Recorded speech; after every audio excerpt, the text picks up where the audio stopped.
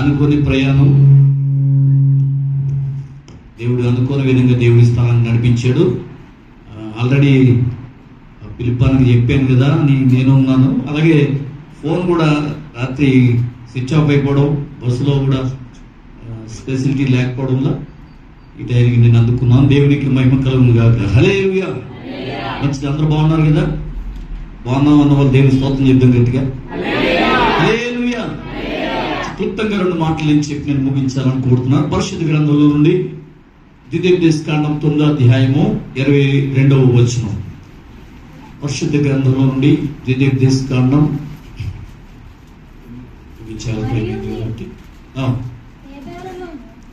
మరియు మీరు తబేరాలోను నప్తాలోను మస్సాలోను కిబ్రోతు హత్తావాలోను యెహోవాకు కోపము పుట్టించితిరి. ప్రార్థన. పరిశుద్ధులను ప్రేమ గల మా ప్రభు తండ్రి, విలువైన శ్రేష్టమైన అమూల్యమైన పరిశుద్ధ నామానికి వేలాది స్తోత్రం తెలుస్తున్నాం. ఎక్కడ 2-3 కూడి నా నామంలో ప్రార్థన చేస్తే వారి మధ్య నేను ఉంటాను. సరిచిన దేవుడు, ఈ స్థలమందునే ఉండి మాతో నాతో అందరితో మాట్లాడి కార్యములు జరిగించి ఈ సాక్షిగా నిలబెట్టుకున్నది వెనుగల చెవి గ్రహించగల మనసు మాకు దయచేయమని యేసు నామమున ప్రార్థించి వేడుకొంచున్న మా పరమ తండ్రి, ఆమేన్. హల్లెలూయా. యాక్చువల్గా రోజున మరి పిలుపు గారు వాకింగ్ చెప్తే కూర్చుని ఉందామని ఆశతో వచ్చా. ఆయన నాకు ఇచ్చేసాడు. దేవునికి స్తోత్రం. కాబట్టి దేవుడు నాకు ఇచ్చినటువంటి సమయంలో కొన్ని నిమిషాలు వాక్యాన్ని పంచుకోవాలని కోరుతూ ఉన్నాను. పరిశుద్ధ గ్రంథంలో మనం చదువుకున్న మాటలో ఏమని, మరియు మీరు తబేరాలోను మస్సాలోను కిబ్రోతు హత్తావాలోను యెహోవాకు కోపము పుట్టించితిరి. హల్లెలూయా. ఇక్కడ భక్తుడు మోషే గారు చెప్తున్నాడు ఇశ్రాయేల్ ప్రజలకి. తండ్రి అయినటువంటి దేవుడు ఇశ్రాయేల్ ప్రజల్ని 430 సంవత్సరాలు ఐగుప్తు బానిసత్వంలో ఉండగా దేవుడు గొప్ప కృప చూపి మోషే గారిని పంపించి దేవుడు ఎర్ర సముద్రాన్ని 2 పాయలుగా చేసి ఆ యొక్క ఐగుప్తు బానిసత్వంలోంచి ఇశ్రాయేల్ ప్రజలను బయటకు రప్పించాడు. 6 నెలల వారిని నడిపించాడు. బాగానే ఉంది. అలాగనే సముద్ర తీరంలోకి వచ్చిన తర్వాత శత్రువులను అందరినీ కూడా జల సమాధి చేశాడు. అలాగనే 75 చెట్లు, 12 నీటి బావులు చూపించాడు. వారికి ఆ దాహార్తిని తీర్చాడు. అలాగనే మారాను మధురంగా మార్చాడు. అలాగనే మరి మారా దగ్గరికి వచ్చిన తర్వాత మధురంగా మార్చాడు. బండలోంచి నీళ్ళిచ్చాడు. అలాగనే వీరు ఆశతో ఎదురు చూసినప్పుడు పూరేలు పంపించాడు, మన్నాని ఇచ్చాడు. అనేక రకాలుగా దేవుడు సహాయం చేసుకుంటూ వస్తున్నాడు. దేవోక్తి లేని జనులు కట్టులేక తిరుగుతారు కాబట్టి మోషేని దేవుడు పర్వతం మీదకి పిలిచాడు. దేవుడు అతనితో మాట్లాడుతున్నాడు. 40 దినాలు దేవుని సాన్నిధ్యంలో గడిపాడు మోషే గారు. మోషే గారు ఆల్రెడీ దేవుని సాన్నిధ్యంలోకి వెళ్ళేటప్పుడు చెప్పాడు, నేను దేవునితో మాట్లాడడానికి వెళ్తున్నాను కాబట్టి కొండ దిగు భాగంలోనే మీరు ఉండాలి, కానీ కొండ ఎక్కకూడదని వాళ్ళకి ఆజ్ఞాపించాడు. అలాగనే 40 దినాలు మోషే కొరకు ఎదురు చూస్తూనే ఉన్నారు. ఈ లోపుగా కోరహు, అభిరాము, దాతాను 250 మంది మోషేకి మరి ఎదురుపడి మోషేతోనే దేవుడు మాట్లాడుతున్నాడా? మోషే లేడు కదా. ఆ దేవదేవుడు మమ్మల్ని విడిపించాడు, ఎర్ర సముద్రం 2 పాయలుగా చేశాడు, 75 చెట్లు, 12 నీటి బావులు చూపించాడు, మారన్న మధురంగా మార్చాడు, అలాగనే బండలోని నీళ్ళు ఇచ్చాడు. ఇన్ని రకాలుగా మాకు సహాయం చేసినటువంటి దేవుణ్ణి మేము ఆరాధించాలి. ఇప్పుడు ఏం చేయాలి అనేటువంటి ఆలోచనతో అహరోను దగ్గరికి వచ్చారు అన్నాడు. కొరహు, అభిరాము, దాతాను 250 మంది. ఈ అహరోను దగ్గరికి వచ్చినప్పుడు అహరోను గారు ఏం చేయాలో తెలియక ఏదొక దూడని తయారు చేసి మా ముందు పెడితే ఆ దేవదేవుడిని యెహోవాను మేము ఆరాధన చేస్తాం. ఆయన స్వరం విన్నాం కానీ ఆయన స్వరూపాన్ని చూడలేదు. ఆయన స్వరూపాన్ని చూసినటువంటి మోషే మన మధ్య లేడు. ఆ మోషే కొండ ఎక్కాడు కాబట్టి కొండ మీద అగ్నిపర్వతం ఉంది కాబట్టి ఒకవేళ మోషే చనిపోయి ఉంటాడేమో, కాబట్టి ఏదో ఒక రూపాన్ని మేము దేవుణ్ణి ఆరాధించాలని ఆశతో ఈ అహరోను అడిగాడు. అహరోను మీ చెవులకి ముక్కులకి ఉన్నటువంటి బంగారాన్ని పట్టుకురామన్నాడు. లోహాలు కరిగించి దాన్ని పోతపోయడం చాలా గొప్ప నైపుణ్యత కలిగిన వాడు అహరోను. దేవునికి స్తోత్రం. ఈ లోపుగా వీళ్ళు చక్కటి దూడని సిద్ధం చేసుకుని వాళ్ళు ఆరాధన చేస్తూ చేయడం మొదలుపెట్టారు. త్రాగడానికి, తినడానికి, ఏమన్నా విందులు ఆర్భాటాలు చేసుకోవడానికి అది అనుకూలంగా మారిపోయింది. వాళ్ళు ఏమన్నారు తెలుసా? మమ్మల్ని ఎర్ర సముద్రం 2 పాయలుగా చేసి విడిపించినటువంటి దేవుడు నీవే అనే పోతదొండ చేసుకుని వాళ్ళు ఆరాధన చేయడం మొదలుపెట్టారు. దేవునికి స్తోత్రం. ఈ సర్వ సమాజం యొక్క వారి యొక్క మనసు అంతా కూడా దేని మీదకి రప్పించారు? పోత దూడ వైపు నడిపించడానికి కోరహు, అభిరాము, దాతాను 250 మంది సిద్ధపడ్డారు. సరే, సర్వ సమాజం కూడా ఏమంటే బయలుదేవతకి ఆరాధన చేయడం మొదలుపెట్టారు. ఆ యొక్క చెక్కినటువంటి విగ్రహానికి ఆరాధించడం మొదలుపెట్టారు. ఈ లోపుగా దేవుడు మోషేతో అంటున్నాడు, వాళ్ళు ఏం చేస్తున్నారంట? నన్ను విడిచి విగ్రహాన్ని ఆరాధిస్తున్నారు. కాబట్టి లే, ఇక్కడ కూర్చున్నావు ఎందుకని దేవుడు మోషే మీద కోపడుతున్నాడు. దేవుడికి స్తోత్రం. ఇప్పుడు ఇంతకీ దేవుడైన యెహోవాకి ఎవరి మీద కోపం వచ్చింది? సర్వ సమాజం మీద కోపం వచ్చింది. దాంట్లో మిర్యాము ఉంది, అహరోను ఉన్నాడు. దేవునికి స్తోత్రం. హల్లెలూయా. ఈ కోరహు, అభిరాము, దాతాను 250 మంది కూడా ఆ గుంపులోనే ఉన్నారు. ఎన్ని లక్షల మంది వీళ్ళు అంటే దేవునికి స్తోత్రం, 6 లక్షల కాల్బలం. దేవునికి స్తోత్రం. ఇప్పుడు వారి భార్య, పిల్లలు వాళ్ళందరూ కలిస్తే ఎంతమంది అవుతారు? ఎన్ని లక్షల మందో. దేవునికి స్తోత్రం. ఇప్పుడు మనం మామూలుగా లెక్కేస్తే ఒకరు ముద్దు, 2 హద్దు, ఆపై వద్దు. మన 2 రాష్ట్రాల్లో, మన దేశంలో నినాదం. దేవునికి స్తోత్రం చెప్పండి. ఆ కాలంలో ఆస్తి, పిల్లలే ఆస్తి. హల్లెలూయా. కాబట్టి ఎంతమంది ఉంటారు వారి భార్య, పిల్లలు అందరూ కలిస్తే ఎన్ని లక్షల మంది అవుతారో తెలియదు. కానీ మొత్తం మీద మనకు అర్థమైనటువంటి విషయం, అన్ని లక్షల మంది మైండ్ సెట్ మార్చేశారు. ఎంతమంది? కోరహు, అభిరాము, దాతాను 250 మంది. దేవునికి స్తోత్రం. వీరు పోత దూడని చేసుకుని ఆ పోత దూడే దేవుడని వాడు ఆరాధించడం మొదలుపెట్టారు. దేవుడు కోప్పడ్డాడు. వారందరినీ సంహరించాలనేటువంటి ఉద్దేశంతో ఆయన ఏమంటే రగిలిపోతూ ఉండగా దేవుడు తన స్వహస్తాలతో రాసినటువంటి ఆ 2 పలకలు తీసుకొచ్చి పని కొట్టేశాడు. ఎవరు? మోషే. దేవునికి స్తోత్రం. అసలు మైండ్ ఉందా ఎవరికి? మోషే గారికి. దేవుడు తన స్వహస్తాలతో రాసినటువంటి పలకలు బద్దలు కొట్టడం ఏంటి? యాక్చువల్లీ అక్కడ పాయింట్ ఏంటో మీకు అర్థం అవ్వాలి. దేవుడి కోపం సర్వ సమాజం మీద ఉంది కాబట్టి ఆది నుండి వీళ్ళని రక్షించుకుంటూ, కాపాడుకుంటూ, వీళ్ళు పోషించుకుంటూ నడిపించినటువంటి దేవుడు ఇప్పుడు ఈ అరణ్యంలో వాళ్ళని కోపాగ్ని వాళ్ళ మీద రగులుకుంటే వాళ్ళు చచ్చిపోతారు. అప్పుడు ఐగుప్తు ఏమనుకుంటారు? వాళ్ళ దేవుడు వాళ్ళని చంపడానికి ఎక్కడ తీసుకెళ్ళాడు? అరణ్యంలో తీసుకువెళ్ళి వాళ్ళ దేవుడే వాళ్ళని చంపేశాడు అని అనుకుంటారని చెప్పి దేవుడి కోపం, సర్వ సమాజం మీద ఉన్నటువంటి కోపం అంతా కూడా అతని మీదకి వచ్చేయాలనే ఉద్దేశంతో దేవుడిచ్చిన 2 పలకల్ని బద్దలు కొట్టేశాడు. దేవుని స్తోత్రం. అంటే ఇప్పుడు ఎవరి మీద వేసుకున్నట్లు చెప్పాలి? అందరి మీద ఉన్న కోపం ఎవరి మీద పడింది? మోషేని కోపడుతున్నాడు దేవుడు. మరలా నాకు అదే 2 పలకలు కావాలని దేవుడు కోరుతున్నాడు. దేవునికి స్తోత్రం. ఇప్పుడు సర్వ సమాజంతో మాట్లాడుతున్నాడు. ఎవరో? మోషే. ఇదిగో ఏమన్నాడు? మనం చదువుకోం కదా ద్వితీయోపదేశకాండం.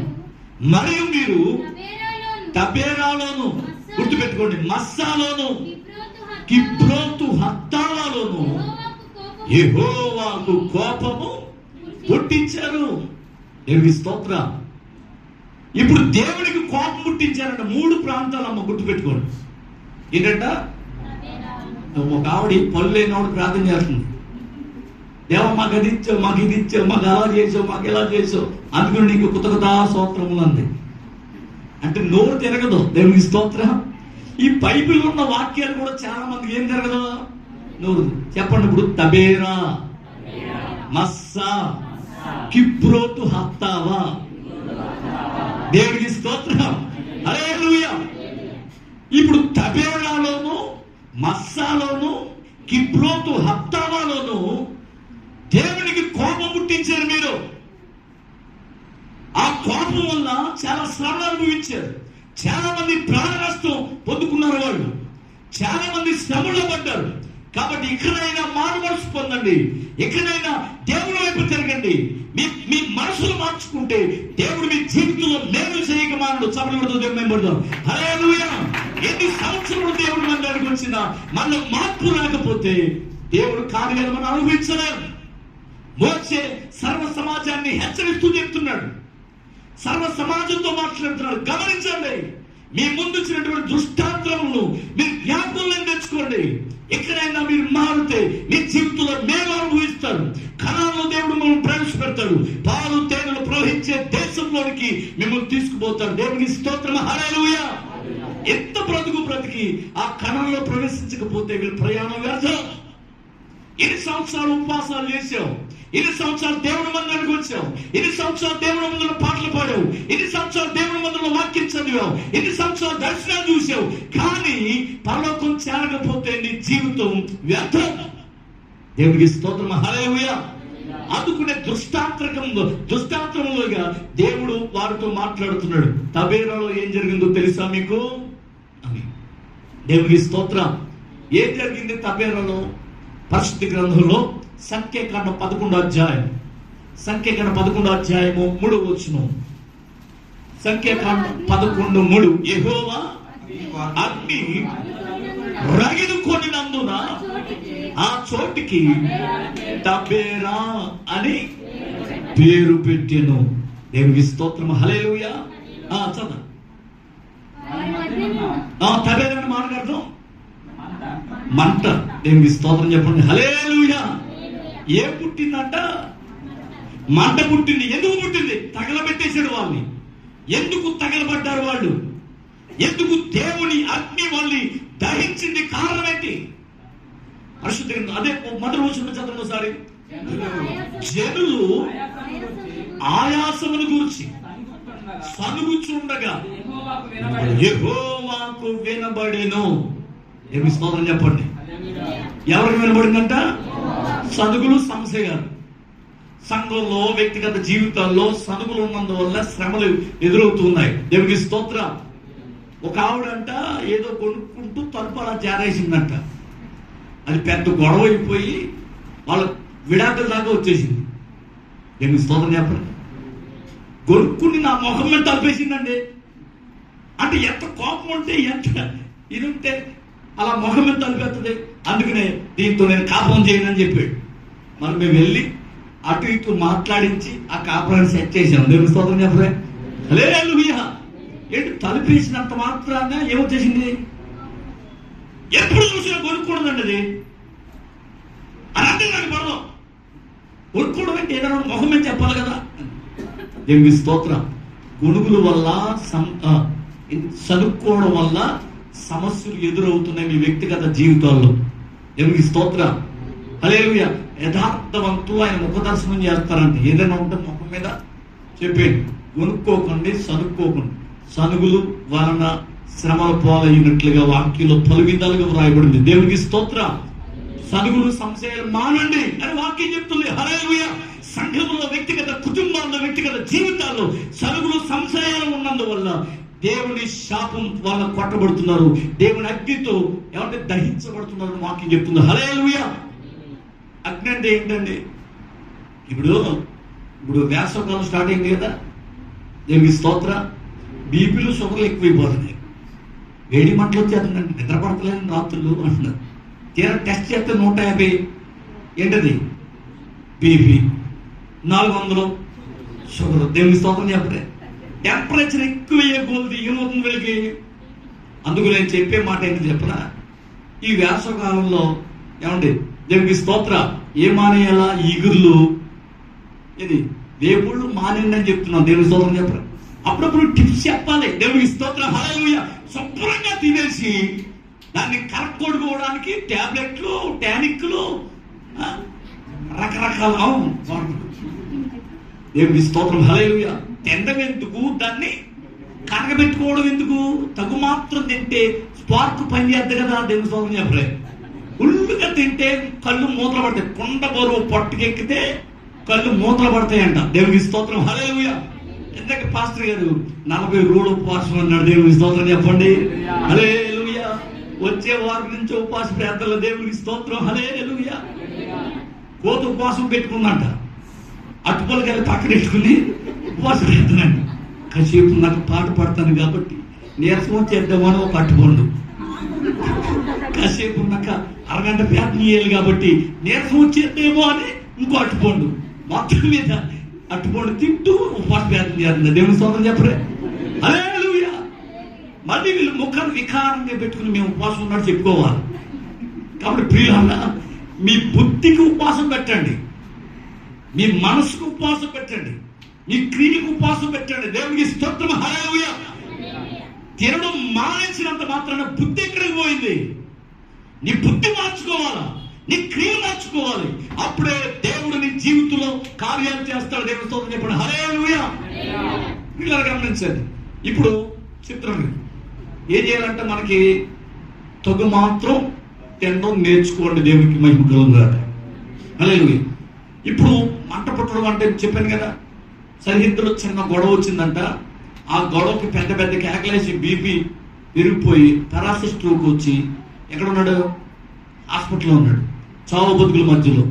చిన్న గొడవ కోసం వెళ్ళారండి, ఇలా అవుద్దాం అనుకోలేదని అన్నాడు. దేవునికి స్తోత్ర. వీళ్ళని గమనించాలి. మంట, దహించు అగ్ని దేవుని మాట. దేవునికి స్తోత్రం, హల్లెలూయా. కాబట్టి పిల్లరా, వీరు సనిగినందువల్ల గొడవలు ఎక్కువ అవుతున్నాయి కదా. సరిహద్దుల్లో అయినా, వ్యక్తిగత కుటుంబాల్లో అయినా, వ్యక్తిగత జీవితాల్లో అయినా, సంఘాల్లో అయినా సనగడం ప్రారంభమైనప్పుడు సంఘం ఏమైపోతుంది? విచ్ఛిన్నమైపోతుంది. సంఘం ఏమవుతుంది? ఏమైపోతుంది? పాడైపోతుంది. ఆ కాలంలో సనుగులు ఏర్పడ్డాయి కాబట్టి దేవుడు చెదరగొట్టేశాడు. దేవునికి స్తోత్రం, హల్లెలూయా. సనుగులు సంశయాలు మానేయండి. దేవుడి మీద సనుక్కునే ప్రజలు, దైవజనుల మీద సనుక్కునే ప్రజలు ఎక్కువైపోయారు నేటి కాలంలో. హల్లెలూయా, హల్లెలూయా. దైవజనులు కూడా లోకంలో చాలా మంది రకరకాలుగా సువార్తలు చేస్తున్నారు అనుకోండి. కాబట్టి ఏది నిజమో గమనించి దాని ప్రకారంగా నడిస్తే మన జీవితంలో దేవుడు గొప్ప కార్యాలు చేయక మానడు. దేవునికి స్తోత్రం, హల్లెలూయా. సరే, మంచిది. ఇప్పుడు సనిగినందువల్ల అక్కడ ప్రాంతానికి చనిపోయినటువంటి వారి ప్రాంతానికి ఏమని పెట్టాడు పేరు? తబేరా. దేవునికి స్తోత్ర. ఆ ప్రాంతానికి తబేరా అని పెట్టారు. కాబట్టి ఇప్పుడు మనం సనుక్కునే వాళ్ళం అయితే ఏం చేస్తాడు? మంట పుట్టిస్తాడు. ఆ మంట ఇంట్లోనో ఒంట్లోనో మొత్తం మీద ఎక్కడ వస్తుందో తెలియదు. కాబట్టి అగ్ని వేసేస్తాడు. దేవునికి స్తోత్రం, హల్లెలూయా, హల్లెలూయా. ఆ కాలంలో సొదొమ గొమొర్రా దేవుడు ఏం చేశాడు చెప్పాలి? అగ్నితో కాల్చివేశాడు. కాబట్టి జనులు నా నిమిత్తం మిమ్మల్ని నిందించి, హింసించి, అబద్ధంగా మీ మీద చెడ్డమాటలలో పలికినప్పుడు మీరు ధన్యులు, సంతోషించి ఆనందించుడి, ఈ ఫలం పరలోకములో అధికమవును. హల్లెలూయా. తర్వాత సనిగినోళ్ళందరూ కొండల్లోనికి, గుహల్లోనికి, బండ సందుల్లోనికి వెళ్ళి మమ్మల్ని కప్పండి ప్రాధేయపడతారండి. దేవునికి స్తోత్రం. ఆయన అగ్ని నుండి తప్పించడానికి ఎవడు లేడు లోకం. కాబట్టి సనిగి దేవుని మీద సనుగుబాటు చేసి దేవుని శాపానికి గురి కావద్దని ఆనాడు మోషే ఇశ్రాయేలు ప్రజలకి ఘోషించి చెప్పాడు. ఈ రోజున దేవుని వాక్యం వింటున్న మనం కూడా దేవుని మీద సనగొద్దు, దైవజనుల మీద సనగొద్దు, సంఘం మీద సనగొద్దు. మీ వ్యక్తిగత కుటుంబంలో సనుగనే దాన్ని విడిచిపెట్టండి. దేవుడి ఆశీర్వాదాన్ని పొందుకోండి. దేవునికి స్తోత్రం. రెండవదిగా ఏమన్నాడు? అది అధ్యాయం మస్కా కాదు, ఆదివారం మస్కా కొట్టేద్దానండి, నెలలో పట్టువారం అవుతానండి. దేవునికి స్తోత్రం, హల్లెలూయా. కాబట్టి మస్కా కొట్టద్దు. మస్కా లేదు, మాసం లేదు. ఇక్కడ మస్సా. దేవునికి స్తోత్రం. మస్సా అనే పేరుకి అర్థం ఏంటి చెప్పండి అన్నమాట. 17వ అధ్యాయము చదవండి. తర్వాత ఇశ్రాయేలుల సర్వ సమాజము యెహోవా మాట చొప్పున ప్రయాణములలో సీను అరణ్యం నుండి ప్రయాణమైపోయి ఎలీములో దిగిరి. ప్రజలు తమకు త్రాగు నీళ్లు లేనందున మోషేతో వాదించుచు త్రాగుటకు మాకు నీళ్ళేమని అడగగా మోషే మీరు నాతో వాదింపనేలా యెహోవాను శోధింపనేలా అని వారితో చెప్పాను. అక్కడ ప్రజలు నీళ్లు లేక దప్పికొని మోషే మీద సనుగుచు ఎందుకు మమ్మను మా పిల్లలను మా పశువులను పశువుల్ని దప్పి చేత చంపుటకు ఐగుప్తులో నుండి 7వ వచనం ఆ విషయం తర్వాత చెప్పుకుందాం. 7వ వచనం అప్పుడు ఇశ్రాయేలు చేసిన వాదమును బట్టి యెహోవా మన మధ్య ఉన్నాడో లేడో మధ్య ఉన్నాడో లేడు అని వారు యెహోవాను శోధించుటను బట్టి అతడు ఆ చోటికి మస్సానియు మెరీబానియు పేరు పెట్టెను. మస్సా అనే మాటకు అర్థం అక్కడ చదవండి, శోధించుట. మెరీబా అనే మాటకు అర్థం వాదములు. హల్లెలూయా. 3 విషయాలు చెప్పాడని చెప్పుకున్నాం. ఒకటి అయిపోయింది, రెండోది మాట్లాడుకుంటున్నాం, మూడోది అయిపోద్ది. దేవుని స్తోత్రం చెప్పండి. అప్పుడు దాకా ఒప్పు పట్టుకోండి. హల్లెలూయా. మరి షార్ట్ గా మెసేజ్ 12:30 అయిపోయింది, 11 గంట అయిపోయింది, త్వరగా ముగించాలి కాబట్టి దేవునికి స్తోత్ర. ఇప్పుడే ఏం చెప్పాలి ప్రభు అనుకుంటే ఆ వాక్యం దేవుడు నా ముందు ఉంచాడు, ఆ వాక్యమే దేవుడు మీతో మాట్లాడుతున్నాడు. దేవునికి స్తోత్రం. హల్లెలూయా.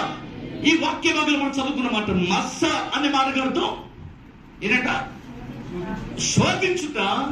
మెరీబా అనే మాటకు అర్థం వాదించుట. దేవునికి స్తోత్ర. కాబట్టి శోధించుట, వాదించుట. యెహోవా మన మధ్య ఉన్నాడో లేడో అని ఇశ్రాయేలుకి అనుమానం వచ్చిందంట. ఎన్ని కార్యాలు చేశాడు ఇశ్రాయేలు పక్షంగా? 430 సంవత్సరాలు ఐగుప్తు బానిసత్వంలో అణగారిపోతున్నటువంటి ప్రజల్ని విడిపించడానికి దేవుడు మోషేని నడిపించి వారిని బయటికి రప్పించినప్పుడు ఎర్ర సముద్రంలో 2 పాయలుగా చేసి పగలు మేఘస్తంభంగా రాత్రి అగ్నిస్తంభంగా వారి మధ్య ఉండి వారితో మాట్లాడుతూ వారిని పోషిస్తూ వారిని నడిపిస్తూ ఉండగా ఇక్కడికి వచ్చిన తర్వాత వాళ్ళు ఏం మాట్లాడుతున్నారు? యెహోవా మన మధ్య ఉన్నాడా లేడా? అనుమానం వచ్చిందా వీళ్ళకి? ఎప్పటికీ కూడా చాలా మందికి అనుమానమే.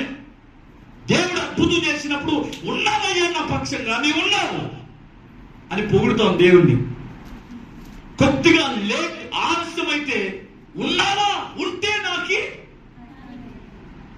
అని దేవుని తిరుగుబాటు చేశాడు.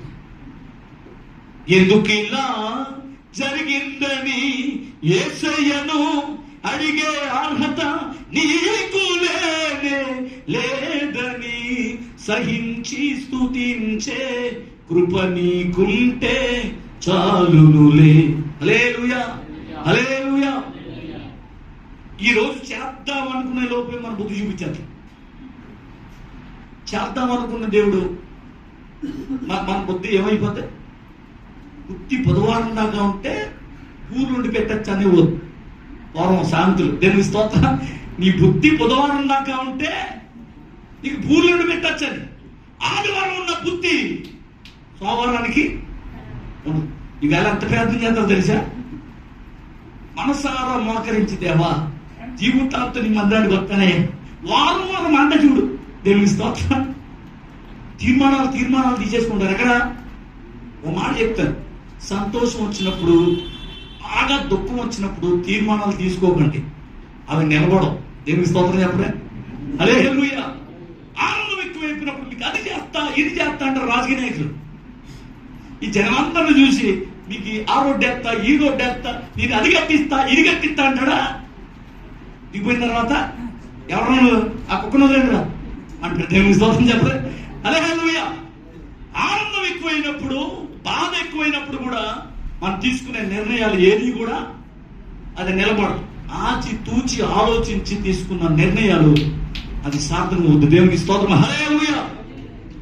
ఇప్పుడు దేవుడు ఉన్నాడా లేడా అని అనుమానం వచ్చిందండి వీళ్ళకి. దేవుడు లేడా? ఒక ఆవిడ, ఎందుకయ్యా ప్రభా నాకంటే వెనకాల వచ్చిన పొల్లమ్మకి చేశావు, ఎల్లమ్మకి చేశావు, సుబ్బారావుకి చేశావు, వెంకటరావుకి చేశావు అద్భుతాలు, నాకేం చేసావయ్యా అని దేవుని పోరాటం మొదలెట్టింది. దేవునికి స్తోత్రం. ఒక వెంకాయమ్మ. దేవుని స్తోత్రం చెప్పరే అంటే పేరు చెప్తే నా పేరు గురించి చెప్పాడు ఈయన అంటారు. మళ్ళీ ఏదో పేరు చెప్పాలి కాబట్టి వెంకాయమ్మ. దేవునికి స్తోత్రం. ప్రార్థన చేస్తున్నావు, నాకేం చేసావయ్యా, 8 సంవత్సరాల నుంచి మందిరానికి వస్తున్నాను అని చెప్పిందంట. అప్పుడు దేవుడు అన్నాడంట, అయ్యో ఏదో పొరపాటు జరుగుతుందమ్మా, సరే ఒక పేపర్ పెన్ తీసుకో అన్నాడంట. నేను చెప్పిందల్లా నువ్వు రాయి అన్నాడంట. దేవునికి స్తోత్రం. సరే అని చెప్పి ఆ పేపర్ పెన్ పట్టుకుని రాయడం మొదలెట్టింది. అంత ఆయన చెప్తున్నాడు, ఈ రాసేస్తుంది. చాలా మంది ఎగ్జామ్స్ రాసేవాళ్ళు కూడా ఏమంటే దేవునికి స్తోత్రం చదివే వాళ్ళు కూడా ఈ రికార్డులు ఇస్తారు కదా, ఈ రికార్డులు రాయించి మరి రాయమని చెప్తారు కదా, హోంవర్క్ ఇస్తారు కదా. ఇవన్నీ వీళ్ళు ఏం చేస్తారు? ఇప్పుడు ఎగ్జామ్స్ లో మాస్టర్ ఎక్కడ దొరికేస్తామని చెప్పనా, మన ఎదర బెంచిలో ఉన్నవాడు ఆ కామా పెడితే కామా, ఆ తుమ్ము వచ్చి ఎక్కడ చుక్కెట్టాడు అనుకోండి, వీడు కూడా ఏం చేస్తాడు? చుక్కెట్టాడు. అది ఏంటి, ఎందుకు, అది ఆలోచన ఉండదు. అప్పుడు చూసి అక్కడ 2 మార్కులు వెళ్తాడు. దేవునికి స్తోత్రం చెప్పరు. హల్లెలూయా. కాబట్టి రాసే వాళ్ళకి మైండ్ పనిచేయదు. రాసేస్తారండి, ఏం రాశారా, మర్చిపోయిన ఏం రాశారు అది. దేవునికి స్తోత్రం. కాబట్టి ఎన్నిసార్లు మైండ్ లేకుండా రాసినా అది నీ బుర్రకెక్కదు. ఎన్నిసార్లు మైండ్ లేకుండా చదువుతూ ఉన్నా, ఇలా పేపర్ చదువుతారా, పేపర్ చదివేస్తానే ఉంటారు కానీ పక్కన మైండ్ ఇంకొక చోట పనిచేద్దాం. దేవునికి స్తోత్రం. హల్లెలూయా. వీళ్ళకి మైండ్ పనిచేయదు. దేవుడు అంట చెప్తున్నాడంట, ఆవిడ రాయమని ఆవిడ రాసేస్తుందంట. ఎవరి గురించి చెప్తున్నాడో, దేని గురించి చెప్తున్నాడో అర్థం కావట్లేదు. మ్యాటర్ రాసేస్తుంది. తర్వాత ఆగు ప్రభు, ఆగు ఆగు ఆగు. ఏంటి ఈ పేపర్ అంతా అయిపోయింది, వెనకాల ముందర కూడా రాసేసాడు. ఇంక దీంట్లో ప్లేసు లేదయ్యా, లేదా ఇంకా ఖాళీ లేదా, ఖాళీ లేదయ్యా అంది. అయితే పెన్ను పక్కన పెట్టేసి చదువుకో అన్నాడంటే. దేవుని స్తోత్రం. చదువు మొదలెట్టింది. నీకు స్థలం లేదు, స్థలం ఇచ్చాను. నీకు ఇల్లు లేదు, ఇల్లు ఇచ్చాను.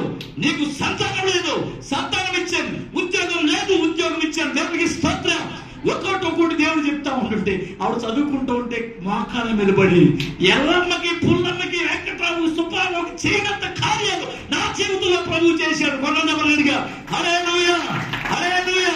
నీవు చేసిన ఉపకారములకు నేనేమి చెల్లింతును, నీవు చేసిన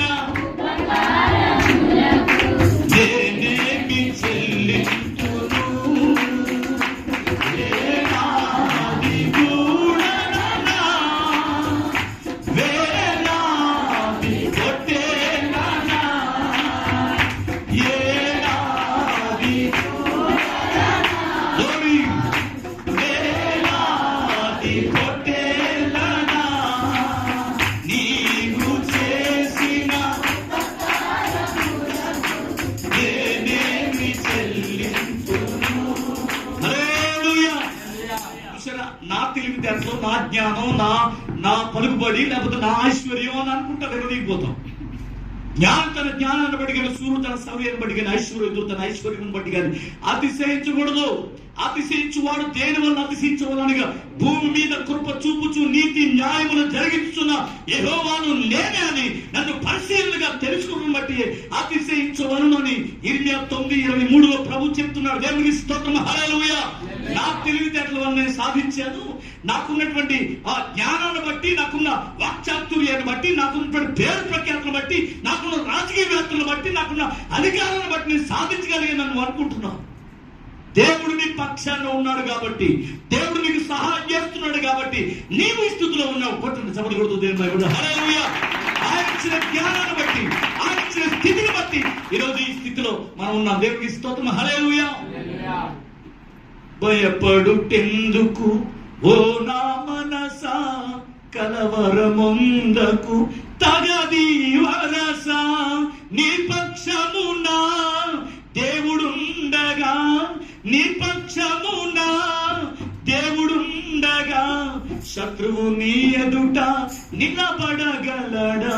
అనుమానం నీకు వచ్చినప్పుడే పెను తుఫాను నిన్ను ముంచి వేయడానికి సిద్ధమవుతుంది. హల్లెలూయా. వానలో ప్రభు ఉండగా వీరు భయపడుతున్నారు. ఎవరో శిష్యులు. ఆయన వాడలో ఉండగా ఎందుకు భయం? నాకు పాడుతున్నాడు, నీవు నా తోడు ఉన్నావయ్యా. యాకోబుతో చెప్పాడు, యాకోబు వెళ్ళు, నేను నీకు తోడు, నువ్వెళ్ళు స్థలంలో నిన్ను కాపాడుతాడు, క్షేమంగా మన ఈ దేశానికి తీసుకొస్తా అన్నాడు. ఒంటి కర్రతో ఇల్లు యాకోబు. దేవునికి స్తోత్రం. హల్లెలూయా. 2 గుంపులుగా, 2 సేనలుగా దేవుడు ఆశీర్వదించాడు. కొట్టడం చప్పట్లు గడికి. హల్లెలూయా. తన సొంత బలము చేత, తన సొంత జ్ఞానము చేత సాధించలేకపోయాడు.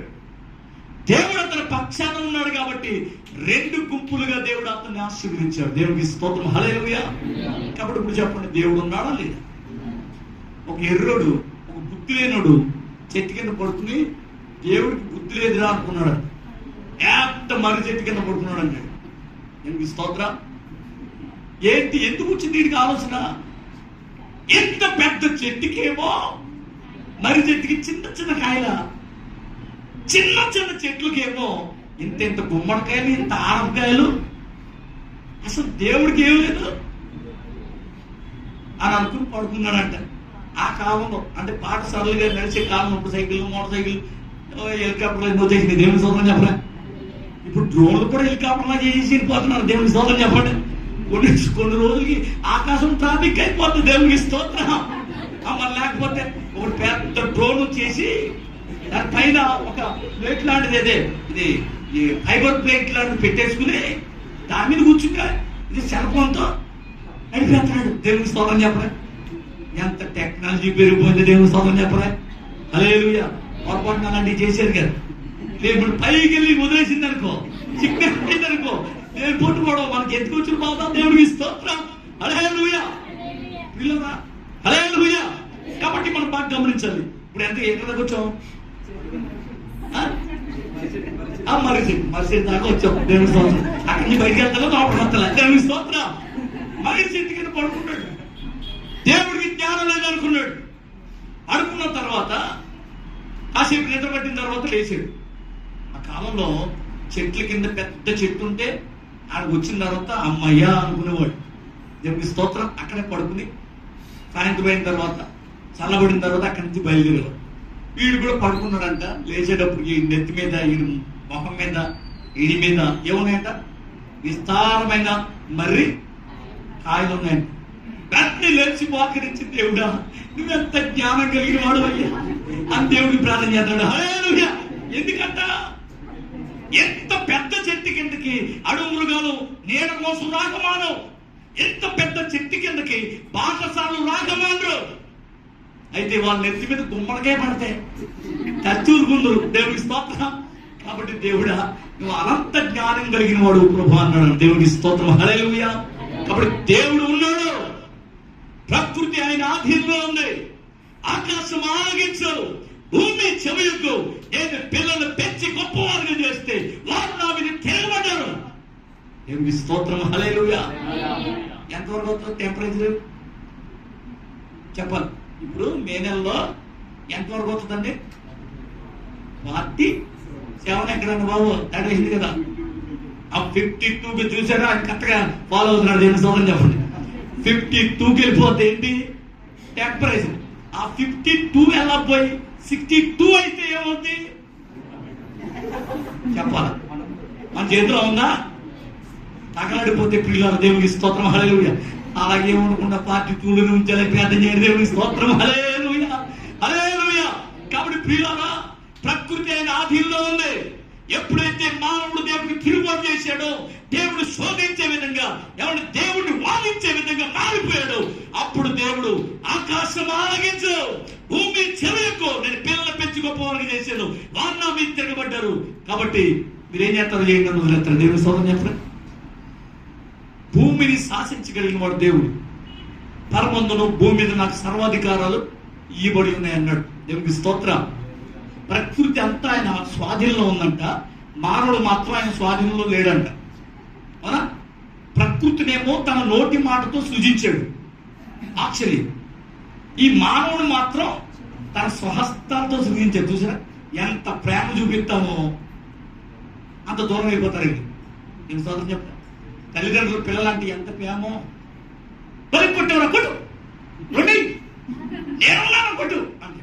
దేవునికి స్తోత్రం. ఎప్పుడు చిన్నప్పుడు పెంచేటప్పుడు మేమ తన్నాడు అనుకో, తల్లిదండ్రులు ఎవరు తను అలాగే ఉండాలి అని చెప్తారు వీళ్ళు. ఆడ అక్కడ తల్లాడు, వీళ్ళు ట్రైనింగ్ కదా. ఆ తర్వాత మేనమామ రాకపోతే ఏమంటాడు? అమ్మని అంటాడు. అమ్మ భయంకరా నువ్వు అడగ, నేను అలాగే కొట్టలేకపోతాను కొట్టు. దేవుని స్తోత్రం. ట్రైనింగ్. ఒకవేళ అమ్మ ఒకవేళ రోజు లేదు అనుకో, నెక్స్ట్ టార్గెట్ ఎవరు? కాదు, ముందు మేనమామ స్టార్ట్, తర్వాత స్కూల్లో. ఆ స్కూల్లో ఎవరినంత ఊరుకుంటున్న మేస్తారు ఆ డెబ్బై సీట్లు పంపేస్తాడు. దేవుని స్తోత్రం. మేనమామ దగ్గర స్టార్ట్ అయిన ఈ గొడవ స్కూల్ దగ్గర, అక్కడ దెబ్బ ఎవరు కొడుతున్నాడు? మాస్టర్ కొడతాడు. అక్కడ కొట్టలేదు కాబట్టి ఊళ్ళోకి వచ్చి ఆడిని కొట్టాడు అనుకో, తరగతంతాన్ని 4 చేతులు పెట్టి పంపేస్తాడు. ఇప్పుడు ఎవరు దొరకపోతే ఎవరు దొరికారు? తల్లి తండ్రి ఆ చిత్తకొట్టు బయటికి చేస్తారు. దేవుని స్తోత్రం చెప్పరా? దేవుని స్తోత్రం. హల్లెలూయా. ప్రియులారా మనం బాగా గమనించాలా. ఈ కాలంలో ఎంతగా మనం ప్రేమించామో అంత శత్రువులు అయిపోతున్నారు జనం.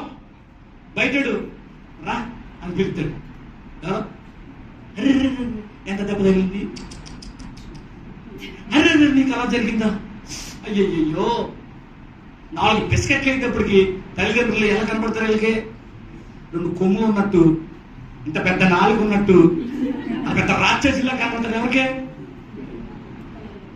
ఎన్ని మంచి మాటలు మాట్లాడుతున్నాడో, ఎన్ని చక్కని మాటలు మాట్లాడుతుందో వాళ్ళే కావాలి. మీరు అక్కర్లేదని వెళ్ళిపోతారు అంతే. నేను సోదరం చెప్పరా? వాళ్ళు ఉన్న మాట అంటే ఊరికి దూరం. నేను సోదరం చెప్పరా? హల్లెలూయా. ప్రేమ లేని వాడు లెక్కలేని ముద్దులు పెడతాడని వాక్యం చెప్తుంది నేను కాదు. అదే ప్రేమ ఉన్నవాడు ఏం చెప్తాడు? చెప్పాలి మీరు లెక్కలే దిగేస్తాడు. నేను స్తోత్రం చెప్తాను. ఇప్పుడు మన ఎవరు పాత్రి గారు, మన ఫిలిప్ గారు 2 మాటలు గట్టించి 2 మాటలు చెప్తే మళ్ళీ వారు వస్తారా? మీరు చెప్పాలి. నా గురించే చెప్పాడు ఆయన. లేదు లేదు మీరు అది చెప్పండి, నా కోసమే చెప్పాడు. నేను మళ్ళీ వస్తాను చూడు, మానేస్తారా? దేవుని చెప్పరా? హల్లెలూయా. మీ ప్రాణ రక్షణ కోసం, మీ సమస్యల కోసం, మీ ఇబ్బందుల కొరకు ప్రతి నిత్యం ప్రార్థించే దైవజనుడు కొట్టని చెప్పగలిగా. హల్లెలూయా. బయట తిరిగే పడదా, బయట నీకు రకరకాల మాటలు మాట్లాడితే నువ్వు సహిస్తావు. కానీ దైవజనుడు 1-2 మాటలు హెచ్చరిస్తే మాత్రం ఈ మనసుకి ఎక్కట్లే. నువ్వు ఎలా మార్పు చెందుతావు? మార్పు చెందాలి. పరిపూర్ణమైన విశ్వాసంలోనికి, నీతిలోనికి రావాలా. దేవునికి స్తోత్రం. హల్లెలూయా. వివాదం అలాగే ఏంటంట? శోధించడం. అదే ఏంటంట? వాదం. వాదము. మెరీబా అంటే వాదం. శోధన. దేవుడిని శోధిస్తున్నారండి ఇది. హల్లెలూయా. దేవుడు శోధించి ఇప్పుడు మనుషులు అయిపోయారు. ఎలా అయిపోయారు? ఆ శోధనలు పడగలమా? చెప్పలే. ఓ చెడబోరెత్తా ఉంటే మనకి ఎలా ఉండదు? అసలు ఏంటాడు చెరగబాదేమా? పిల్లడు వెనకాల నానా నానా నానా లాగుతున్నాడు అనుకో, ఎలా ఉంటుంది మీకు? ఇంకా ఆ అనుభవం ఉన్నారులే. దేవుని స్తోత్రం. హల్లెలూయా. నాకు అనుభవం ఏంటి కాబట్టి చెప్తున్నాను. దేవునికి స్తోత్రం. హల్లెలూయా. కాబట్టి ఇప్పుడు మంచి మంచి ఇదిలో ఉన్నప్పుడు వాళ్ళ వెనకాల ఓ శోధించేస్తున్నారు అనుకోండి, ఎలా ఉంటుంది? అసలు ఏంటో నువ్వు అని చెప్పి 4 బాధేసి ఆడు కుదురు పడతాడు, మనం ఎదగలుగుతాం. దేవునికి స్తోత్రం. కాబట్టి వాదాలు పెట్టుకుని దేవుని శోధించి దేవుని శాపానికి గురైపోతున్నాం. ఏ విషయంలో వాదాలు పెట్టుకుంటూ ఉన్నాం? సంఘంలో వాదాలు, సంఘంలో సనుగులు, సంశయాలు, సంఘంలో వ్యక్తిగత కుటుంబాల్లో, జీవితాల్లో ఏం కలుగుతున్నాయి? శోధన. దేవునికి స్తోత్రం. శోధించే వారిగా మారిపోతున్నారు. దేవుడిని శోధించే వారిగా మారిపోతున్నారు. హల్లెలూయా. శోధకుడైన సాతాను యేసు దగ్గరికి వచ్చింది, శోధిస్తుంది యేసుని. సాతానా పో వెనకన్నాడు అన్నాడా? దేవునికి స్తోత్రం. శోధించే వాళ్ళంటే దేవునికి ఇష్టము లేదు. నెక్స్ట్ తర్వాత మరొక మాటలకు వెళ్ళిపోదాం. అదే అధ్యాయం కాండం 9:22 అయిపోయింది వాక్యం. చదవడమా? కిప్రోతు హత్తావా ఏం చెప్పాను? అసావా హత్తావా. దేవునికి స్తోత్రం. కిప్రోతు హత్తావా. చదవండి మాట. 34 వచనం 11వ అధ్యాయము సంఖ్యాకాండం 34 వచనం. సంఖ్యాకాండం 11:30. మాంసాపేక్ష గల వారిని జనులు అక్కడ పాతి పెట్టినందున ఆ స్థలానికి కిబ్రోతు హత్తావా అని పేరు పెట్టారంటే దేవుని స్తోత్రం చెప్పండి. హల్లెలూయా. మాంసాపేక్ష కలిగిన వాళ్ళని అక్కడ పాతి పెట్టిన చచ్చిపోతే అక్కడ పాతి పెట్టారంట. దాని పేరు కిబ్రోతు హత్తావా అని పెట్టారు. దేవుని స్తోత్రం చెప్పండి. వీళ్ళారా, ఆ మాటకు అర్థం దురాశ. ఆశ, దురాశ దుఃఖానికి చేటు. వీళ్ళ దేవునికి స్తోత్రం. ఇప్పుడు ఏం ఆశ వచ్చిందంటే వీళ్ళకి 5వ వచనం ఒకసారి. అదే అధ్యాయం. ఐగుప్తులో మేము ఉచితంగా తిన్న చేపలను, తిన్న చేపలు, కీరకాయలను, దోసకాయలను, కూరాకులను, ఉల్లిపాయలు జ్ఞాపకం వచ్చి ఇప్పుడు మా ప్రాణం సముద్రం వర్జిల్లిపోయింది. ఈ మన్నా కాక మా కన్నుల ఎదుట మరి ఏమీ లేదని ఏమీ లేదని చెప్పుకునేది. ఆ మన్నా 10వ వచనం జనులు తమ తమ కుటుంబములలో ఎవరి గుడారపు ద్వారములో ఎవరి గుడారం దగ్గర వాడు కూర్చుని ఏడవగా మోసే వినెను. యెహోవా కోపము కోపం రగులుకుంది. దేవుని స్తోత్రం చెప్పండి. హల్లెలూయా. ఎంత గొప్ప దేవుడు అని మన దేవుడు. పాపం ఇందా చెప్పానుగా 60 లక్షల కార్బనం, మరి భార్యలు పిల్లలు అందరూ కలిపితే ఎన్ని లక్షలు? ఏమంటే 60 లక్షలు, ఒక 50 లక్షల మంది అనుకుందాం. 50 లక్షల మందికి టిఫిన్ పెడితే ఎంత ఖర్చు అవుద్ది? ఎన్ని టన్నులు కావాలి చెప్పండి? పోనీ ఆ వాటర్ ప్యాకెట్లు ఎన్ని టన్నులు కావాలి? ఎన్ని ట్యాంకులు కావాలండి? ఎన్ని స్తోత్రం చెప్పండి. ఎవరెత్తున్నారు వీళ్ళకి సప్లై? కుండ్ల మండలు పట్టుకెళ్ళారా? ఇది ఏడాదిలో 77 చీరలు చూపించాడు. తినండి, మన ఏ చీరలు కాదు, దేవుని విశ్వాసం చెప్పండి. హల్లెలూయా. 77 చీరలు చూపించి తినరా అన్నాడు. తిన్న తర్వాత నీళ్ళ కోసం ఎదుగుతుంటే 12 నీటి బావులు చూపించాడు. కొట్టాలి చప్పట్లు గట్టిగా, కొట్టాలి చప్పట్లు గట్టిగా. హల్లెలూయా. తర్వాత మాల చేదైన నీరుని మధురంగా మార్చేశాడు. దేవునికి స్తోత్రం. అలాగే అక్కడ ఉన్నటువంటి పళ్ళు పలహారాలు అన్ని ఇచ్చి కొండ తేనెతో తృప్తిపరిచాడు. దేవునికి స్తోత్రం. హల్లెలూయా. అలాగనే బండని కొట్టమన్నాడు, బండతో మాట్లాడమన్నాడు, నీళ్ళు ఇచ్చాడు. అలాగనే దేవునికి స్తోత్రం. వీళ్ళకి కావాలని పరలోకంలో దేవదూతలు తినే ఆహారం మన్నా ఇచ్చాడు. దేవునికి స్తోత్రం. అంటే మనం అంటే ఎంత ఇష్టం? ఇజ్రాయెల్ అంటే ఎంత ఇష్టం దేవుడికి? చాలా ఇష్టం. అందుకనే దేవదూతలు తినే ఆహారం తినమని దేవుడు ఇచ్చాడు. దేవునికి స్తోత్రం. ఇవన్నీ తిని తిని తిని అంట మరి, లేకపోతే రోజు బెండకాయ కూర అంటే ఎలా ఉంటుంది? యాభై కొట్టి ఇదేనా ఉంటారా? దేవునికి స్తోత్రం. పిల్లరా ఒక మాట చెప్తాను, అదే హల్లెలూయా. రోజు ఒకటే కూర అంటే ఎవరికి కూడా? ఈ జనం ఎలాంటి వాళ్ళు అనుకున్నారు? రోజు ఒకటే కూర అయితే ఎక్కడ వెరైటీలు కావాలి. పాపం ఇది మన్నా కురిపిస్తే తిని తిని తిని నోళ్ళంట చప్పడిపోయి జీవ తగ్గిపోయిందంట. నేను ఈరోజు వీడియో ఏదో చూపించాడు మా మేనల్ని. దాంట్లో ఒక చిన్న పిల్లడు తల్లి, మీరు చూసేది లేదు యూట్యూబ్లో, తల్లి రా టిఫిన్ చేద్ది కానీ రా అన్న, భోజనం చేద్ది కానీ రా ఆడు వర్క్ చేసుకుంటున్నాడు. ఆడన్నాడు, అమ్మా ఏం కూర అమ్మా అన్నాడు. విన్నారా? దేవునికి స్తోత్రం. హల్లెలూయా. వింటారు బాగానే ఫాలో అవుతారు. దేవునికి స్తోత్రం. హల్లెలూయా. పప్పు అంది. పప్పు ఏమన్నాడు? పప్పేనా? చికెన్ లేదా అన్నాడు. చికెన్ అంతా కూరలు ఎందుకు రాము చచ్చిపోతున్నాయంటే చికెన్ లేదా అన్నట్టే, ఈ పప్పు తిన్నాక నేను చచ్చిపోను అన్నాడు. చిన్నపిల్లడు ఈ పప్పు బ్యాచ్ అంటున్నాడు. నాకేం తెలిసిందో? దేవునికి స్తోత్రం. ఇప్పుడు ఎందుకు తీసుకున్నాను అయ్యానంటే, ఇప్పుడు జనాలకి ఏం రావాలా? చికెన్ అని వెళ్ళిపోకండి. Chicken biryani, chicken dum biryani. దేవునికి స్తోత్రం. చికెన్ ప్రియులు అందరికీ మూతడిపోయింది, రాయడిపోయింది. దేవునికి స్తోత్రం. హల్లెలూయా. ప్రియులారా, చికెన్ పొద్దున్నే టిఫిన్లో చికెన్, మధ్యాహ్నం చికెన్, ఆ రాత్రికి మళ్ళీ ఫ్రిడ్జ్ లో పెట్టి మళ్ళీ చికెన్, మళ్ళీ పొద్దున్న మళ్ళీ చికెన్. ఫ్రిడ్జ్ లో ఉంది కదా మన ఫ్రిడ్జ్ ఒకటి. దేవుని స్తోత్రం చెప్పలే. ఆ చికెన్ వదిలితే ఒట్టు. దేవుని స్తోత్రం. పిల్లరా, ఇప్పుడు చికెన్ అంట కేజీ 5 రూపాయలంట. తెచ్చుకుంటారా? దేవుని స్తోత్రం చెప్పలే. పాపం ఆ రోజున దేవుడు ఊరెళ్ళి కోపం ఏమొచ్చింది? తిని మాకు చెవలేదు, సత్తు లేదు, చేతులే కాళ్ళు ఎత్తులేదు అంటారే. ఐగుప్తిలో మాకు కూరగాయలు బీరకాయలు, ఆనపకాయలు, దోసకాయలు, కూరాకులన్నీ ఉంటాయి. ఇక్కడ మాకు ఏం గతి లేదు, ఒక మన్నా తప్ప అని ఏడుతుంటే దేవుడికి స్తోత్రం. దేవుడు కోపకిచ్చి పూరేలు పంపితే ఆ మాంసం తినేసి రాము చచ్చిపోయింది. పిల్లరా, నేను చెప్పే మాట కూడా మీరు పొరపాటుని చికెన్ తినకండి. నేను సొంతం చెప్పండి. ఎన్ని రోజులు అంటే ఏదో వైరస్ ఉందంట. ఏంటది?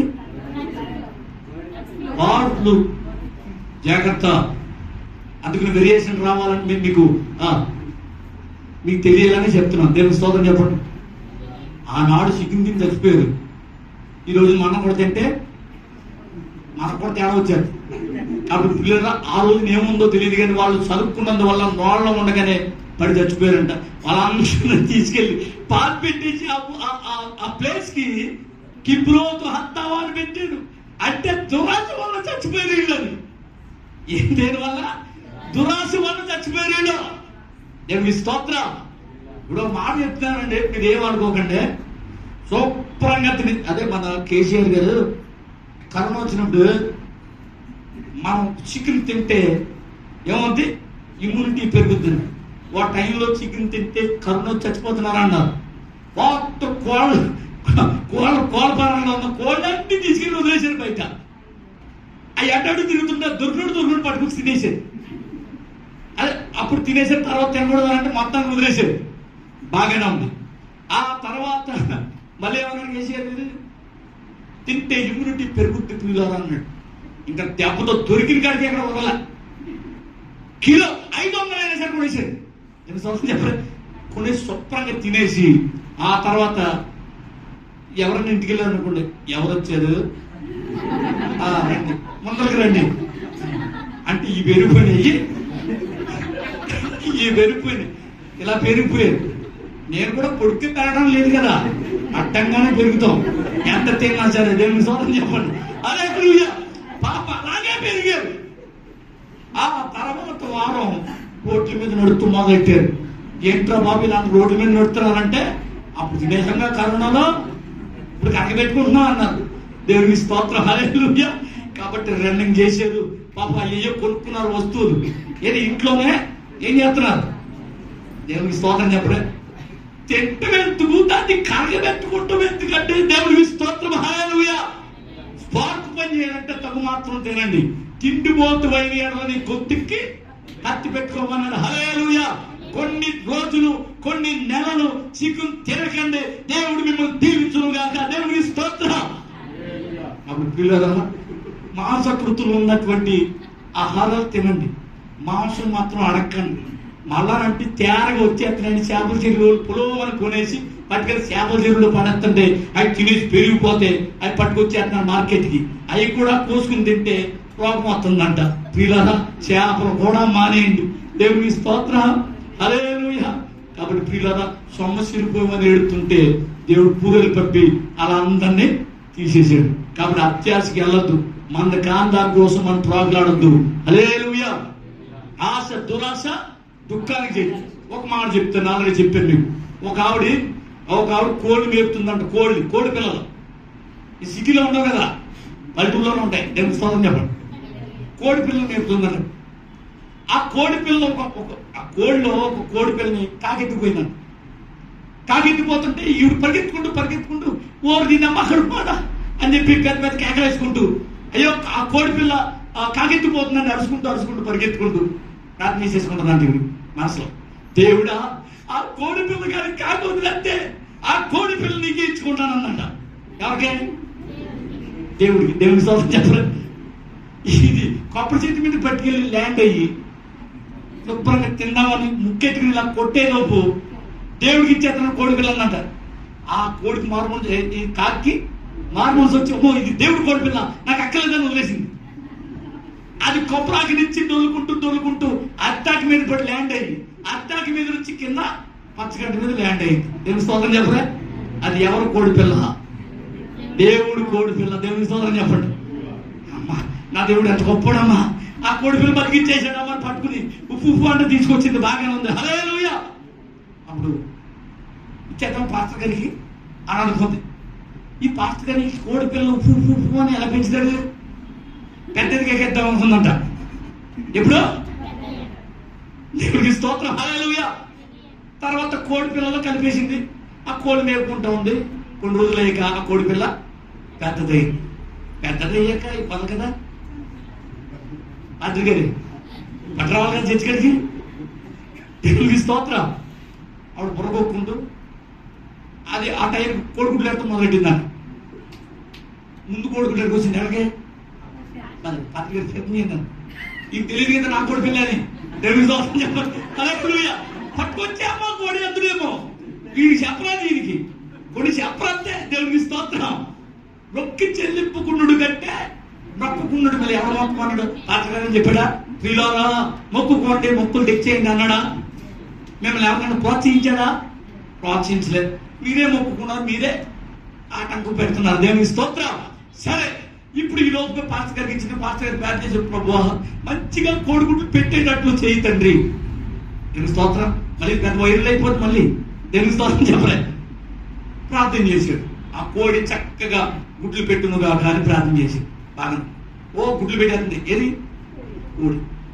అప్పుడు ఆవిడ ఆలోచించింది, అప్పుడు చిన్న పిల్ల అప్పుడు ఇచ్చేస్తే ఇన్ని గుడ్లు పెట్టేది కాదు. ఇప్పుడైనా ఇచ్చేద్దామని అంటే వద్దు, కోడి పిల్లలు చేయాలనుకుందంట. ఆ గుడ్లన్నీ పట్టుకొచ్చి ఏం చేసింది? పొదిగేటప్పుడైనా పట్టుకొచ్చారు కదా, ఎలాగ పొదుగుతుంది కదా, కోడి పిల్లలు చేద్దామని చెప్పి మొత్తం మీద గుడ్లు పొలవమని కూడా కూర్చి పెట్టేసింది. మొత్తం దేవుడు కోడి కదా అది. గుడ్లన్నీ అడిగిపోకుండా పిల్లలు పుట్టేసి ఆ తర్వాత ఆ పిల్లలు కాసుకుంటూ ప్రార్థన లేదు. దేవుడు ఆదివారం లేదు, శనివారం లేదు. వేతన వస్తలే. ఇది నాకు ఇంటి పొలం ఉన్నాయనుకుంటున్నారా? కోడి పొలం ఉన్నాయి. ఏ పనిది? కోడి పిల్లలు కాసుకోవడం పెద్ద పని. దేవుని స్తోత్రం. అందుకే ఆదివారం ఎగ్గొట్టేస్తుంది ఏంటి. సరే బాగా ఒక రోజు గట్టు మీద కూర్చుందంట పల్లెటూరులో. ఆ రోజున కోడి పిల్లలు ఇచ్చేస్తే పాస్టర్ గారికి ఇన్ని గుడ్లు తినేదని కాదు, ఇన్ని పిల్లలు పెట్టేది కాదు. ఆ పాస్టర్ గారికి ఏమైనా తెలిసేంటి? ఆ దేవుడికైనా కోడి పిల్లలు తక్కువ ఏంటి? దేవుడు ఇవ్వకపోతే దేవుడైనా నన్ను ఏమన్నా అంటాడేంటి? అసలు దేవుడికి కోడి పిల్ల ఎందుకు? కోడి అక్కర్లేదు, అసలు ఇవ్వాల్సిన పని లేదు, నా కోడే అని అనుకుందంట. అనుకుంటూ ఉండగా పక్కన చేరోడంట గులుకులు వేసి మిగలగా ఉన్న కొన్ని ఒడ్లు పట్టుకొచ్చి కొయ్యి తీసి గోతులో కప్పెట్టి వెళ్ళిపోయాడంటే. ఎప్పుడో ఈ కోడి అక్కడికి వెళ్ళి ఏం చేసింది? అది తోడింది. ఇప్పుడు నోట్లో మాట నోట్లో ఉంది. అది తోడిన వెంటనే ఆ ఒడ్లు బయటికి పడతాయి. ఒకరొక్క అందే పిల్లలన్నీ వెళ్ళి ఆ ఒడ్లన్నీ తినేసింది. ఆవిడ అనుకున్న మాట నోట్లో ఉంది. అనుకుంటూ ఉండగానే అవన్నీ కోడితో పాటు అప్పుడు పరిగెత్తుకుని అయ్యో అంటే ప్రయోజనం ఉందా? ఆశ, దురాశ, దుఃఖానికి చేయడు. దేవుడికి స్తోత్రం. ఎంత ఆశపడింది! ఒక్కొక్క కోడి ఎంత తెలుసు మా ఏరియాలో? 3 లక్షలు పలుకుద్ది. రండి మీకు చూపిస్తాను. దేవుడికి స్తోత్రం. హల్లెలూయా. కోడి 3 లక్షలు పలికిందంటే మీరు అంటున్నారు. నిజమే. ఎప్పుడు? జనవరి నెలలో రండి, డిసెంబర్ జనవరిలో చూపిస్తాను. దేవుడికి స్తోత్రం. హల్లెలూయా. అది కోడి కోసం కొట్టేసుకుంటున్నారు ప్రియులారా. కాబట్టి ఒక్కొక్క కోడి ఇన్ని లక్షలను లెక్కేసుకుంటుంది. పాపం ఇప్పుడు గట్టు మీదకి వచ్చింది. ఆశ, దురాశ. మన్నా ఇచ్చి సరిపెట్టుకుంటే బాగుంది. మాకొద్దు, మాకు మాంసమే కావాలన్నారు. మాంసం కావాలంటే తిని తట్టిపోయారు. కాబట్టి పిల్లలు ఎవరు మాంసం అడగండి, చేపలు కూడా అడగండి. ఉన్నదేదో పెరుగు లేకపోతే పచ్చడం, పప్పు చేయడం వేసుకుని తినేయండి. కొన్ని రోజులు అలాగే పాటించండి. దేవుడు మిమ్మల్ని బహుగా దీవించను గాక. హల్లెలూయా. ఇప్పుడు చెప్పండి, ఏంటి? తబేరాలను, మస్సాలను, కిబ్రోతు హత్తావలను మీరు దేవునికి కోపం పుట్టించారు. జాగ్రత్త. దేవుడు మీ యందు సంతోషిస్తే మిమ్మల్ని నిశ్చయంగా తీసుకెళ్లి కణాల్లో ప్రవేశపెడతాడు. దేవుడు మీ యందు కోపపడ్డాడు, దేవుడి శాపానికి గురవుతాడు. ఎందువలన? మన అతిక్రమ క్రియలు బట్టి, మన దురాలోచనలు బట్టి, మనలో ఉన్న సరుగుల సంశయాలను బట్టి, మనం దేవుని శోధించడం బట్టి దేవుని శాపానికి గురవుతున్నాం. శ్రమల వలయంలో చిక్కుకొని కొట్టుమెట్లాడుతున్నాం. వ్యాధులు, బాధలు, శ్రమలు, ఇబ్బందులు, సమస్యలు మనం ఆవరిస్తూ ఉన్నాయి. కాబట్టి ఇకనైనా మనం మానవలసి కలిగిన వారమైతే ఖచ్చితంగా దేవుడు మన జీవితంలో మేలు చేయక మానడు. హల్లెలూయా. దుర్మార్గుడు తన దుర్మార్గతను విడవకుండా మరణించుగా నాకు ఏమాత్రమైన సంతోషమా అని ప్రభు చెప్తున్నాడు. దుర్మార్గుడైనా, దుష్టుడైనా తన దుష్టత్వం మాని, తన దుర్మార్గతను మాని మారు మనసు పొందుటే నాకు ఇష్టమని ప్రభు చెప్తున్నాడు. హల్లెలూయా. ఒకవేళ దేవునికి వ్యతిరేకమైన కార్యకలాపాలు చేస్తూ, దేవుడు చేయొద్దన్న పనులు చేస్తూ, దేవుడు శోభించే విధంగా, దేవుడి మీద సరుకునే విధంగా మనం ఒకవేళ ప్రవర్తిస్తున్నామేమో దేవుని దగ్గర క్షమాపణ వేడుకుని మన బ్రతుకు జీవితాన్ని సరి చేసుకుందాం. ఆయన వాక్యానికి అనుగుణంగా మన జీవితాన్ని సరి చేసుకుందాం. కాలేబు యెహోషువ మాట్లాడుతున్నారు, మన దేవుడు మన యందు ఆనందించినట్లయితే నిశ్చయముగా మనల్ని కణాల్లో ప్రవేశపెడతాడు.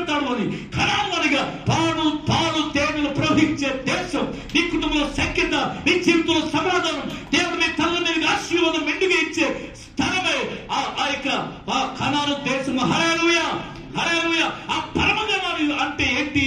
పరమ కనాను అంటే పరలోకం. పరలోకం ఎక్కడుందన్నాడు? మీ మధ్య ఉందన్నాడు. దేవునికి స్తోత్రం. హల్లెలూయా.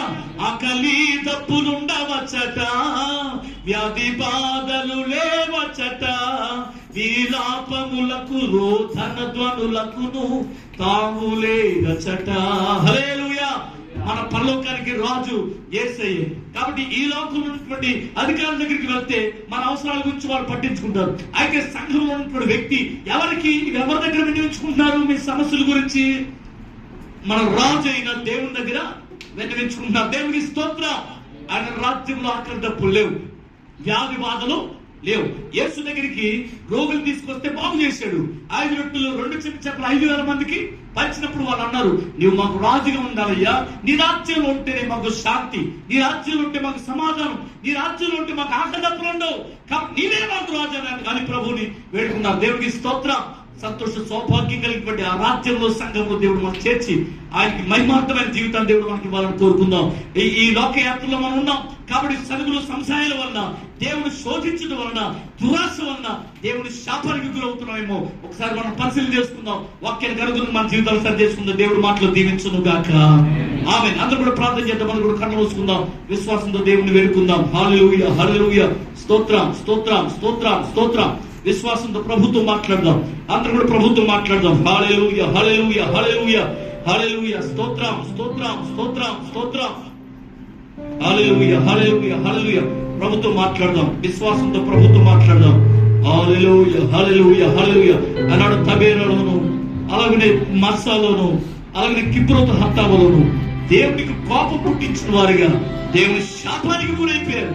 వీళ్ళని ఒకవేళ దేవుడికి వ్యతిరేకమైన కార్యకలాపాలు చేస్తూ ఉన్నావేమో, దేవుడు చేయతన్న పనులు చేస్తున్నావేమో, దేవుడిని శోధించే విధంగా నువ్వు మారిపోతున్నావేమో, ఒకవేళ దేవుడి మీద సరుగుబాటు కలిగిన వ్యక్తిగా ఉన్నావేమో, ఒకవేళ నీది కాని దాని కొరకు ప్రాగులాడుతూ నువ్వు దురాశలో లొంగిపోయావేమో, దేవుడు నీతో మాట్లాడుతున్నాడు. ఇక నీ బ్రతుకులు మార్చుకుంటే నీ జీవితంలో శాంతిని, నీ జీవితంలో నెమ్మదును, నీ జీవితంలో ఆశీర్వాదం దేవుడు నీకు ఇవ్వబోతున్నాడు. విశ్వాసంతో ప్రభుని వేడుకుందాం. విశ్వాసంతో ప్రభు దగ్గర క్షమాపణ వేడుకుందాం. దేవానికి వ్యతిరేకమైన కార్యకలాపాలు చేసేవయ్యా, నన్ను క్షమించండి ప్రభు. నా కొరకు పరమ రుచిలో కనిపించావు, విలువైన రక్తాన్ని చిందించావు. ఒకవేళ నేను పాపంలో శాపంలో ఉన్నావేమో, మారుమనసు పొంది ఈ రక్తంలో కనబడాలని విశ్వాసం కలిగి ఈ సన్నిధిలో ఉన్నావయ్యా. ఈ రక్త ప్రోక్షణ మా మీద ప్రోక్షించండి. మా మనసులో, మా హృదయాల్లో ఉన్నటువంటి ప్రతి పాపాన్ని తొలగించమని కోరుతున్నాం. హల్లెలూయా, హల్లెలూయా, హల్లెలూయా. కట్టరైపు దేవుని వేడుకుందాం. హల్లెలూయా, హల్లెలూయా. జీవనదిని నా హృదయములో ప్రవహింప చేయుమయ్యా. విశ్వాసంతో జీవనదిని నా హృదయములో ప్రవహింప చేయుమయ్యా. శరీర క్రియలన్నీయు నాలో నశింప చేయుమయ్యా. శరీర సఫలముతో దేవుని అడుగుదాం. నాలో నశింప చేయుమయ్యా.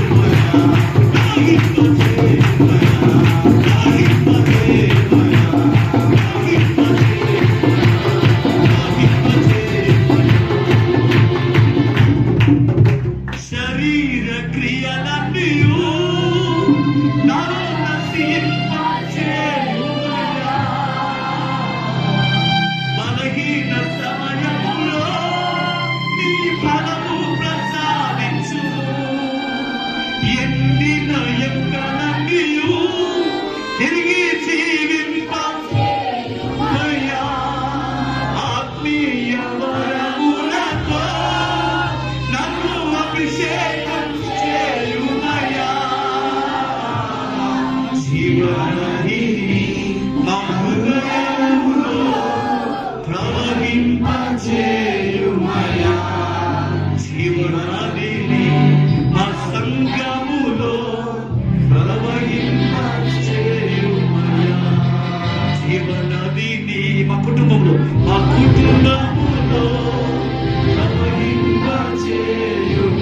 మన జీవనదిని జీవనది మా హృదయంలో మా హృదయములో ఇప్పుడే ప్రవహింపచేయుమయా.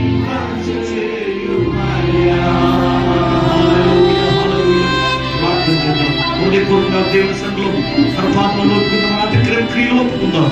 ఈ రక్తంతో మమ్మల్ని కడిగి శుద్ధీకరించి ఈ ఆత్మాభిషేకంతో మమ్మల్ని నింపండి ప్రభు. మృతమానవ జీవితాలు తిరిగి పునరుద్ధరించబడదు గాక, జీవింప చేయబడదు గాక. అలాగే కిబ్రోతు హత్తావను, అలాగే అభేద, అలాగే మత్స మా జీవితంలో తొలగిపోవడు గాక.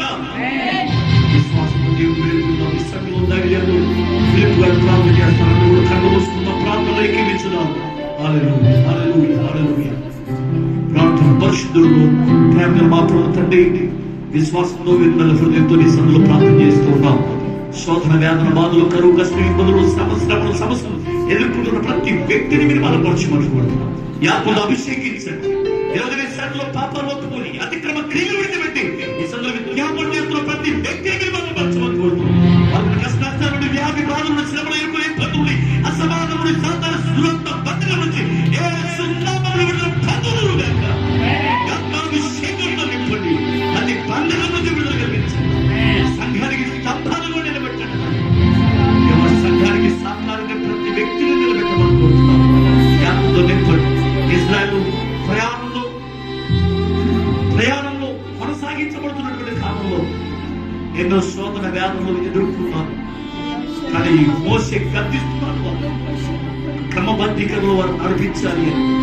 అవే ఈ సేవకుడు నిలబడి ఉండగా యాత్మ కార్యములు జరిగించి వివిధ సైన్య సమభీకర రూపిణియకు ఈమె ఎవరన్న విధంగా సంఘాన్ని సిద్ధపరచబడుతూ బలమైన కార్యములు సంఘంలో జరిగించారు.